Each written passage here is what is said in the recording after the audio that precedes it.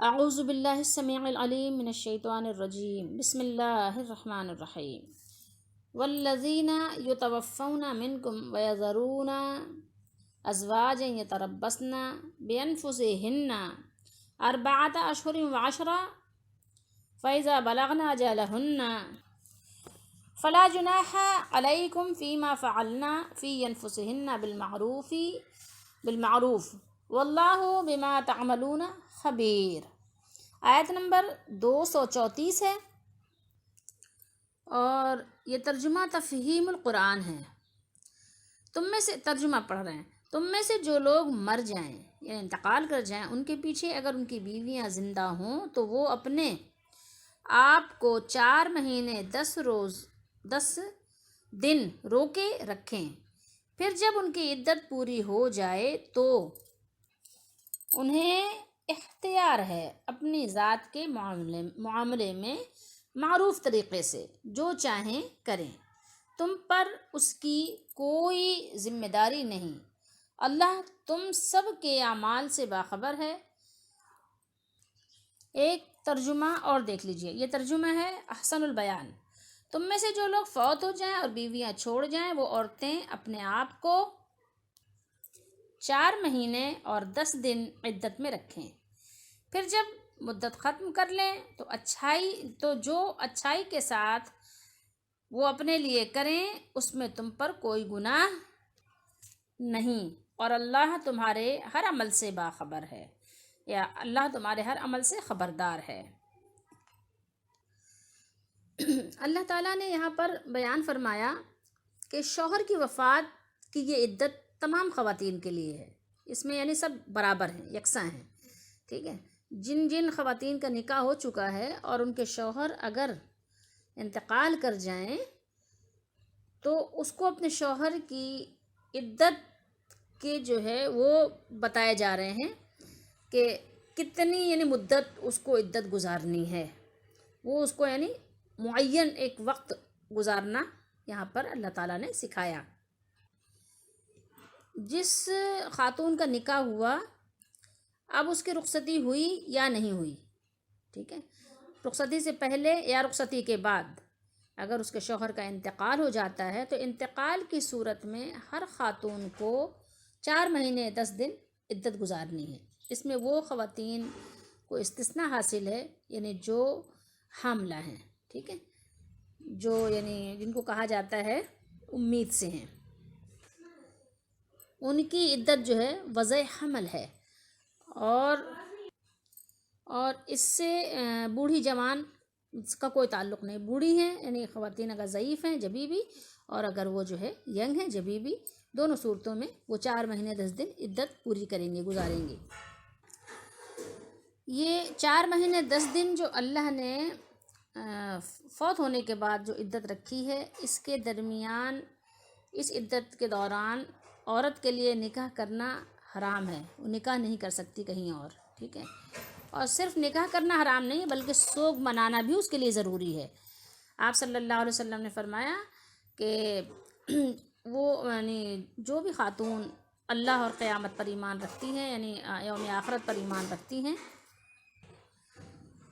تو آپ صلی اللہ علیہ وسلم نے فرمایا ان کے لیے کسی کی بھی مطلب میت پر 3 دن سے زیادہ سوگ جائز نہیں ہے، ٹھیک ہے، سوائے شوہر کی عدت پر، مطلب شوہر کے انتقال پر عورت کے لیے یعنی بیوی کے لیے 4 مہینے 10 دن کی یعنی وہ ہے، اس کا سوگ ہے۔ تو اس کے لیے سوگ کس طرح گزارنا ہے، اس میں بہت سے لوگ یعنی غلو بھی کرتے ہیں، اور بہت سے لوگ ظاہر ہے وہ افراط و تفریط والا معاملہ ہے، تو یعنی اس کو سوگ بھی منانا ہے، اور اس کے علاوہ سوگ منانا کس طرح سے ہے، ہر قسم کی زینت سے اس کو پرہیز کرنا ہے، ضروری ہے، ٹھیک ہے، جیسے شوخ رنگ کے کپڑے پہننا، خوشبو لگانا، اور اس کے علاوہ یہ کہ مہندی لگانا، بالوں کو رنگنا، خضاب لگانا، یہ سب اس کے لیے ممنوع ہے۔ بلکہ آپ کو بخاری شریف میں کتاب الطلاق میں یہ حدیث بھی ملے گی، اور بھی جگہ ہے امام بخاری نے اس کو نقل کیا ہے کہ ایک خاتون کی آنکھ میں تکلیف ہو گئی، ام سلمہ سے بھی اس طرح کی روایت ہے، اور بھی ہے کہ ان کی آنکھ میں تکلیف ہو گئی تو اجازت چاہی گئی کہ اللہ کے رسول صلی اللہ علیہ وسلم ان کی آنکھ میں تکلیف ہے تو کیا سرما ڈال لیں؟ تو آپ نے فرمایا کہ نہیں. 3 مرتبہ پوچھا گیا، آپ نے تینوں مرتبہ منع فرما دیا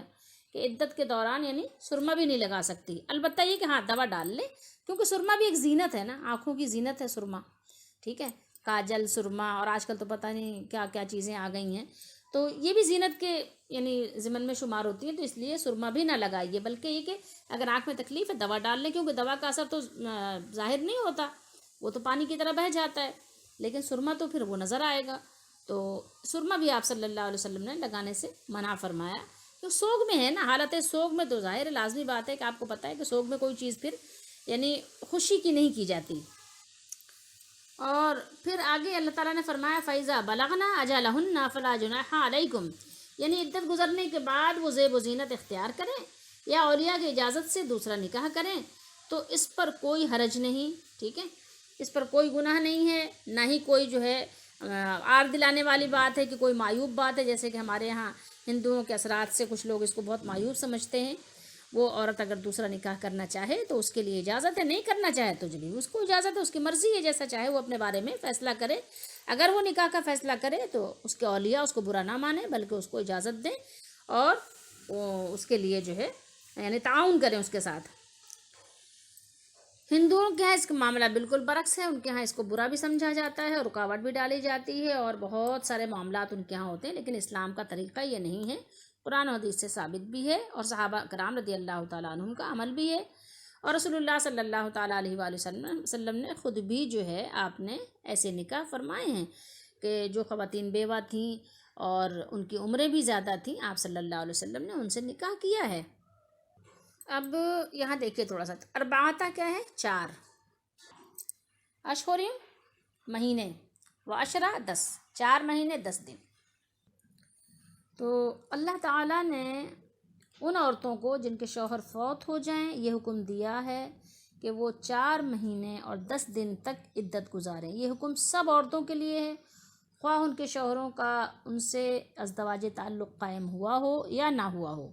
اور اس مسئلے پر تمام علماء اور فقہا کا اجماع بھی ہے. اس کے علاوہ جس عورت سے اس کے شوہر کا ازدواج تعلق قائم نہ ہوا ہو اس کے لیے اس عدت کے سلسلے میں اسی آیت کریمہ کے عموم سے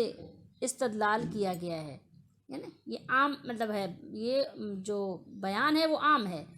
اس کے علاوہ اس کی دلیل یہ حدیث شریف بھی ہے جسے امام احمد اور اہل سنن نے روایت کیا اور امام ترمذی نے حسن صحیح قرار دیا اس کو، کہ حضرت عبداللہ بن مسعود رضی اللہ تعالیٰ عنہ سے اس شخص کے بارے میں پوچھا گیا جس نے کسی عورت سے نکاح کیا مگر اس سے یعنی رشتہ ازدواج جو ہے اس کا تعلق قائم نہیں ہوا، اس سے پہلے ہی وہ فوت ہو گیا اور اس نے اس کے لیے مہر متعین کیا جاتا ہے نا، تو اس کے لیے مہر کا تعین بھی نہیں کیا تھا. لوگوں نے اس مسئلے کے لیے حضرت عبداللہ ابن مسعود رضی اللہ تعالیٰ عنہ کی خدمت میں کئی بار رجوع کیا، تو انہوں نے فرمایا کہ میں اس کا جواب اپنی رائے سے دیتا ہوں، اگر صحیح ہوا تو یہ اللہ تعالیٰ کی طرف سے ہوگا اور اگر غلط ہوا تو یہ میری اور شیطان کی طرف سے ہوگا اور اللہ اور اس کا رسول اس سے بری ہوں گے. اس عورت کو یعنی جس کا شوہر فوت ہو گیا ہے مہر ملے گا، اور ایک روایت میں ہے کہ اسے مہر مثل ملے گا. مثل کہتے ہیں یعنی مہر مثل کہتے ہیں یعنی جو آپ کے زمانے میں رائج ہو، جو عام طور پہ خاندان میں سب کو ملتا ہو. جیسے رواج ہے، جیسے مثال طور پہ آج کے دور میں کہیں کہ کسی خاندان میں 25,000 روپے مہر بنتا ہے اور کسی لڑکی کا نکاح ہو گیا بغیر مہر کے، تو اب اس کو کتنا مہر ملے گا؟ جو خاندان میں اس کے یعنی پھپھی کی بیٹیوں، خالہ کی بیٹیوں، اس کی والدہ یا مطلب اسی حساب سے اس کا بنا لیا جائے گا کہ یعنی کسی کا 30 ہے، کسی کا 35 ہے، کسی کا 25 ہے، تو ایک اسی کے درمیانی جو ہے راہ نکال لی جائے گی کہ اس کو بھی اتنا ہی دیا جائے گا. اس کو کہتے ہیں مہر مثل. ٹھیک ہے، ملے گا نہ کم اور نہ زیادہ. اسے عدت بھی گزارنا ہوگی اور اسے میراث سے حصہ بھی ملے گا. یہ عبداللہ بن مسعود رضی اللہ تعالیٰ عنہ کی بات ہے. اب آگے مزید سنیے. جب یہ بات حضرت عبداللہ بن مسعود رضی اللہ تعالیٰ عنہ نے فرمائی تو آپ کا یہ جواب سن کر حضرت معقل بن سنان رضی اللہ تعالیٰ عنہ انہوں نے کہا کہ میں نے سنا کہ رسول اللہ صلی اللہ علیہ وسلم نے بھی بروا بنت یہ واسق کوئی ہیں، ان کے بارے میں یہی فیصلہ فرمایا تھا۔ یہ بات سن کر حضرت عبداللہ بن مسعود رضی اللہ تعالیٰ عنہ بے حد خوشی اور مسرت کا آپ نے اظہار فرمایا۔ اور ایک روایت میں یہ الفاظ ہیں کہ خاندان شجاع کے کچھ لوگ کھڑے ہوئے اور انہوں نے کہا کہ ہم گواہی دیتے ہیں کہ رسول اللہ صلی اللہ علیہ وآلہ وسلم نے بروا بنت واشق کے بارے میں یہی فیصلہ فرمایا تھا۔ ٹھیک ہے، تو یہ ہے مسند احمد کی روایت، اور سنن ابی داؤد وغیرہ میں بھی ہے۔ تو اس کو جو ہے امام ترمذی نے فرمایا کہ یہ صحیح ہے۔ ٹھیک ہے، تو یہ ہے طریقہ جو بیان کیا گیا قرآن مجید میں اور احادیث مبارکہ کی روشنی میں۔ اب آگے مزید سنیے، فَإِذَا بَلَغْنَ أَجَلَهُنَّ فَلَا جُنَاحَ عَلَيْكُمْ فِي مَا فَعَلْنَ فِي أَنفُسِهِنَّ بِالْمَعْرُوفِ وَاللَّهُ بِمَا تَعْمَلُونَ خَبِيرٌ۔ پھر جب ان کی عدت پوری ہو جائے تو تم پر کوئی گناہ نہیں، وہ اپنی ذات کے معاملے میں دستور کے مطابق جو چاہیں کریں، انہیں اختیار ہے، اور اللہ تمہارے سب کاموں سے کیا ہے، خوب واقف ہے۔ تو اس آیت کریمہ سے یہ بھی پتہ چلا کہ جس عورت کا شوہر فوت ہو جائے تو اس کے لیے عدت کی اس مدت میں سوگ منانا واجب ہے، کیونکہ صحیحین میں کئی سندوں سے ام المومنین ام حبیبہ حبیبہ رضی اللہ تعالیٰ عنہ اور زینب بنت جحش رضی اللہ تعالیٰ عنہ سے روایت ہے کہ رسول اللہ صلی اللہ علیہ وسلم نے فرمایا، لا يحل لامرأة تؤمن باللہ والیوم الآخر ان تحد علی میت فوق 3 لیال الا علی زوج 4 اشہر و10۔ کسی بھی ایسی عورت کے لیے جس کا اللہ تعالیٰ اور یوم آخرت پر ایمان ہو، یہ حلال نہیں کہ وہ کسی بھی میت پر 3 راتوں سے زیادہ سوگ منائے۔ ہاں البتہ وہ اپنے شوہر کی وفات کی صورت میں 4 ماہ 10 دن تک سوگ منائے گی۔ سمجھ رہے ہیں؟ یہ حدیث شریف آپ کو صحیح بخاری اور صحیح مسلم شریف میں بھی ملے گی انشاءاللہ۔ اس کے علاوہ صحیحین میں حضرت ام سلمہ رضی اللہ تعالیٰ عنہ سے روایت ہے کہ ایک عورت نے عرض کی، اے اللہ کے رسول صلی اللہ علیہ وسلم، میری بیٹی کا شوہر فوت ہو گیا ہے اور اس کی آنکھوں میں تکلیف ہے، تو کیا ہم اس کی آنکھوں میں سرما ڈال سکتی ہیں؟ آپ نے فرمایا لا، تو فرمایا نہیں، لا مرتین او ثلاثا کل ذالک یقول لا، ثم قال انما ہی 4 اشہر و10 وقد كانت احداکن فی الجاہلیۃ ترمی بالبعرۃ علی رأس الحول۔ نہیں، آپ نے 2 یا 3 بار فرمایا نہیں، پھر فرمایا کہ یہ مدت 4 ماہ اور 10 دن ہے، اور فرمایا کہ جب کہ تم میں سے کوئی ایک زمانہ جاہلیت میں 1 سال تک انتظار کر کے مینگنی پھینکتی تھی تب عدت سے فارغ ہوتی تھی، یعنی مینگنی، یہ بھی بخاری شریف میں ہی ہے۔ ٹھیک ہے، زینب بنت ام سلمہ اماں رضی اللہ تعالیٰ عنہ سے روایت ہے کہ زمانہ جاہلیت میں جب کسی عورت کا شوہر فوت ہو جاتا تو وہ ایک کٹیا یعنی ایک چھوٹی سی جھوپڑی میں داخل کر دی جاتی تھی، بدترین کپڑے یعنی پھٹے پرانے پہنتی، خوشبو وغیرہ قطعاً استعمال نہیں کرتی تھی، حتیٰ کہ 1 سال کی مدت اسی حالت میں گزرتی۔ پھر کسی جانور، گدھے، بکری یا پرندے کو لایا جاتا، وہ اسے چھوتی تھی، بہت کم ایسا ہوا ہوگا کہ کسی جانور کو اس نے چھوا ہو اور وہ مرا نہ ہو، پھر وہ نکلتی، اسے مینگنی دی جاتی، وہ اسے پھینکتی تھی، پھر خوشبو وغیرہ کی بابت جو چاہتی کرتی، یعنی یہ عدت ہوتی تھی زمانہ جاہلیت میں عورتوں کے لیے۔ تو خاتون کو سوگ منانا چاہیے، لیکن بہت سے لوگ کیا کرتے ہیں کہ خدا نخواستہ کسی کا اس طرح سے واقعہ پیش آ جائے تو وہ خاتون کے بیوی کے جا کے چوڑیاں توڑنے لگ جاتے ہیں اور ناک سے کیل اتارنے لگ جائیں گے، اور مطلب اس طرح کی حرکتیں کرتے ہیں۔ ایسا ان کو نہیں کرنا چاہیے، اس وقت میں اس کو اس کے حال پر چھوڑ دینا چاہیے۔ بعد میں وہ خود جو ہے ظاہر ہے جب اس کو اس حال سے باہر آئے گی، اس تکلیف سے، کیونکہ وہ تو ابھی ایک شدید رنج و غم میں ہے، جب اس کو اپنا خود خیال آئے گا تو بعد میں وہ خود اپنا اتار دے گی، اور اس کو آرام سے پیار سے حدیث شریف سنا دی جائے، قرآن کی آیت اس کو سنا دی جائے، اس کا ترجمہ سنا دیا جائے۔ لیکن اس طرح کی حرکت کرنے سے مزید اس کی دل آزاری اور اس کو اذیت پہنچانا ہے، جو کہ مناسب نہیں ہے۔ دل آزاری کرنا بھی اور اذیت پہنچانا بھی اسلام میں سخت جو ہے اس کی یعنی وہ ہے۔ اس کے بارے میں وعید ہے، تو اس لیے ہمیں اس وعید سے بچنا چاہیے، کسی کی دل آزاری نہیں کرنا چاہیے، اور اس کو معروف طریقے سے اگر آپ بتانا چاہیں تو تھوڑا سا انتظار کریں، بتا دیں۔ اور پردے کا اہتمام تو ویسے بھی خواتین کے لیے ہے، تو عدت ہو یا نہ ہو، بہرحال تو اللہ تعالیٰ نے آگے فرمایا واللہ بما تعملون خبیر، اور اللہ تعالیٰ جو کچھ تم کرتے ہو اس سے خوب واقف ہے، یعنی تمہارے کاموں سے اللہ تعالیٰ باخبر ہے۔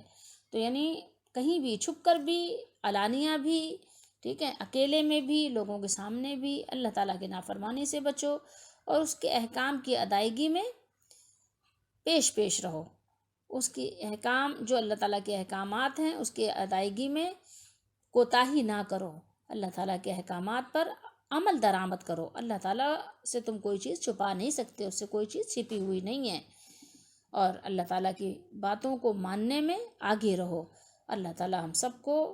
دنیا اور آخرت میں عزت والوں میں کرے، اور اللہ تعالیٰ ہم سب کو قرآن و سنت پر عمل کی توفیق دے،